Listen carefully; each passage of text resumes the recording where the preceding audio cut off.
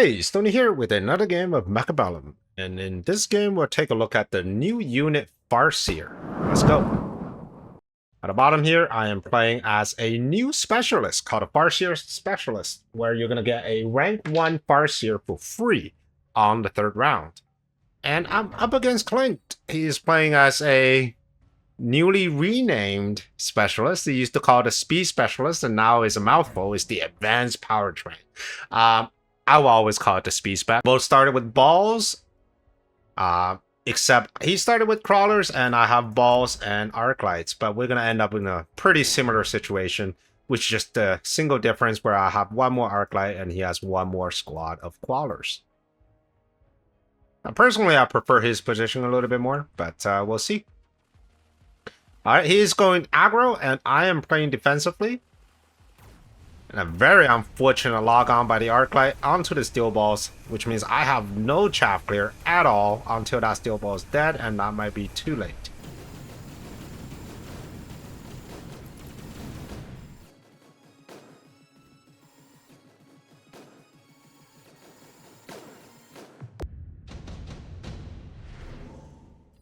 Alright, round 2 cards. Wasp Swarm is pretty good. Elite Phoenix might be a little overkill at this point.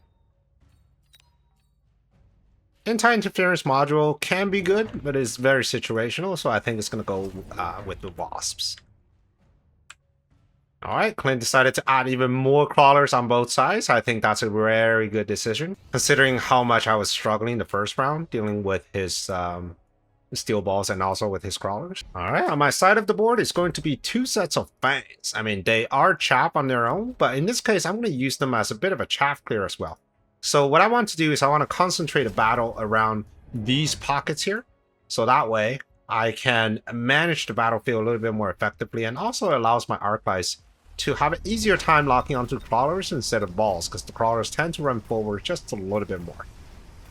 So the fans there are just big targets that say shoot me, and that allows the crawlers to run forward. My backdoor wasp worked, so I'm going to get that tower, and I think I'm going to get this game as well.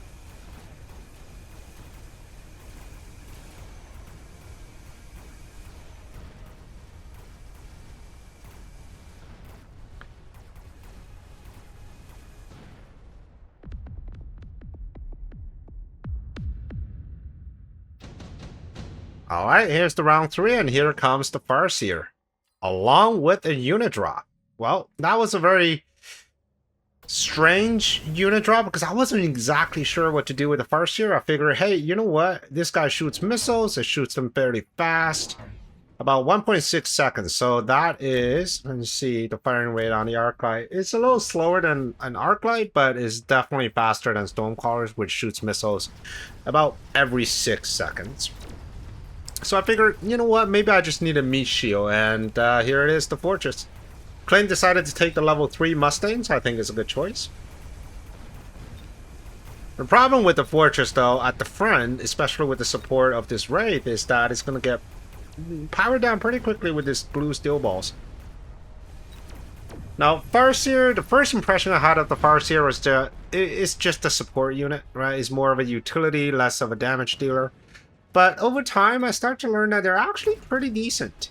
A single Farseer can actually deal with chaff clear, for example. If you have a squad of crawler running out of Farseer, and a Farseer would be able to kill that squad of crawler before it reaches the Farseer. And of course, it goes the same with the fangs. A Farseer can comfortably tank a Wraith with almost 12,000 HP. And it does decent damage. I wouldn't put it in the same ballpark like with units like Sabertooth, for example. But they are stronger than your average sledgehammers or arc lights. They are a little bit weaker than your marksman. However, they're much tankier. And also they shoot 2 missiles, right? So every missile is going to do, well, I had the tower upgrade, but if I didn't have the tower upgrade, just under 2,000 damage at level 2 and just under 1,000 damage at level 1. So a Farseer could reliably do about 4,000 damage every 1.6 seconds, and that's not too shabby at all. So now you can see how powerful the Farseer is, right? We're shooting at this Wraith, 15,000 HP, and we got a level 1 Farseer just tanking it down. And I think the Farseer can kill Wraith a little bit faster than a Marksman, to be honest, because Marksman only shoots, what, 3 seconds per shot? And surprisingly, this Farseer is winning the round here, at least on the right-hand side. But with the tower debuff, I'm not too sure that it's going to win this side, though. We'll see. Nope, just a little too weak to stand against the units like the Overlord. Alright. Laser sight is offered. I didn't think the Fortress were doing too much. I think the Farseer, even though it can chaff clear, it does have a splash of 8 meters, which is considerable. It's slow-ish firing rate, and also it's just the amount of damage it does. I think it's better suited against larger units like the Wraith and the Steel Balls, or even the Overlords. So I decided to sell the Fortress because I really didn't see its value, and put down 2 Vulcans, one with the laser sight. And I took on the first technology for the Farseer, and that is the radar. And the radar increases the attack range of all allied units for a 100-meter radius by 10. So that's pretty good. And you can see this beautiful little green aura that indicates where the buff is going to be. And one interesting thing, I don't know if you noticed, is that once Farseer upgrades the radar, you get this nice little bulb, right, at the top of Farseer. So that's a nice little touch to the unit. Alright, so it looks like the strategy is working. Vulcan is there to deal with the chaff units. Farseer is there to provide the damage. The balls are there for tanking purposes. New unit drop, 2 pairs of Stormcallers went down. I think Stormcallers can contribute both to getting rid of these balls, getting rid of the Mustangs, getting rid of a lot of chaff, so it's just overall a good unit. However, I'm not entirely sure if they are good in a aggro position. It's just look at the range, right? Like once you took Launcher Overload, your minimum range and your maximum range is just creates such a thin ring. Any unit that's outside of that is not going to get hit, so kind of a problem here. But just look at this level 2 Farseer just taking down this Wraith very quickly. Now, ooh, this Farseer is actually getting the steel balls, but unfortunately with the tower debuff, I don't think I'm going to win this round. So what I'm thinking is the Farseer could probably work like a... You know how Typhoons kind of work like really jacked up Mustangs? In the sense that they're good for a bit of a, mostly on chaff clear, but they're also able to tank and also able to challenge certain larger units one-on-one. I think the Farseer is kind of in a comparable position to maybe Assault Marksman. Whereas the Assault Marksman is primarily a unit killer or anti-unit with a bit of a splash so that they can do some chaff clear, and then they're very tanky. So maybe that's what the Farseer is.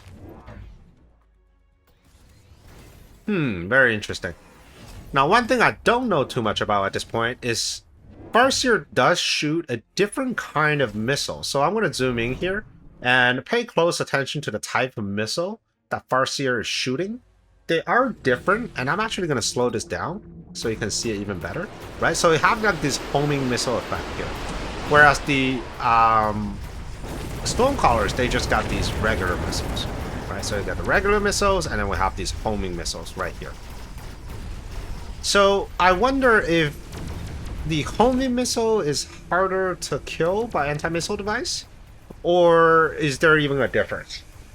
Because it seems like if you go with sort of a range battle with a lot of Farseer, and they are built for a range battle because of the radar technology, you might get hard countered by things like War Factory or the recently buffed Mustang's anti-missile. So I'm not entirely sure how that's going to work. I guess we'll have to find out. I am talking with Bear-like, and hopefully we can get an answer for that. Alright, I'm going to speed this up. It looks like I'm losing this round pretty badly. So how did I lose this round? Well, mostly because of the lack of chaff clear. I think right now my only chaff clear is just Vulcan and a few arc lights. And they tend to get locked on very quickly by the steel ball. So that was the big issue here. But look at this. 2 Farseers just locking on 2 Wraith. An Overlord, and now granted they are trying to bring my level 2 Vulcan down, so they're taking a lot of shots. But hey, look at this. Ooh. Just about to get to this level 1 Overlord here. So I'm still not convinced at Farseer's capability to do damage. I feel like for a unit that costs 300, at the level 2 mark, you should be able to take down a level 1 Overlord, right? I mean, that's just a thought, right? Because you're essentially at not even at equal value, you cost more. A level 2 Farseer costs 450 against a 400 level 1 Overlord. So economically speaking, you should be winning that fight, but it's not. All right. Next round is going to be pretty brutal because I was anticipating some sort of mobile beacon play, but I thought, hey, you're not going to go into my strong side, right? You're going to go to my weak side, so I actually upgraded the tower on the weak side. And it turns out he is going to go into my strong side, and yeah, that's pretty bad.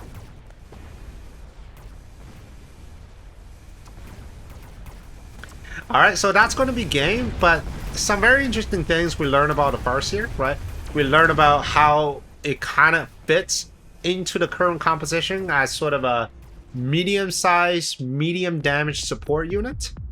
It has a very useful technology, radar, but I don't know, at least I don't know right now if Farseer is worth leveling up, because for one, if it wants to be a full-on support unit, it only got 140 range. I mean, it's not bad, right? That's 140 range with the radar, so it's not terrible, but it's definitely not like Stormcallers. It's definitely not like Marksman, so it's okay for supporting units.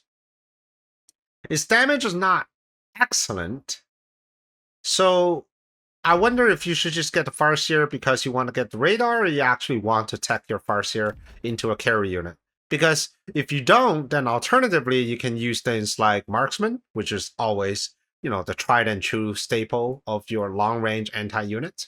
You can always put Melting Point, right? Things like that. So, not sure if that's where Farseer is currently fitting into. I guess we'll have, in the next couple days, if you're going to play this game with the Farseer, let me know how it goes. Let me know what sort of strategy you've developed, and we'll put it to the test. Well, thanks for watching. If you enjoyed this video, I got another one that's even better. Check it out, and I'll see you on the next one. Prepare your tactics. Mechabellum's calling. Deploy your fortress. The battlefield's alive with swarms.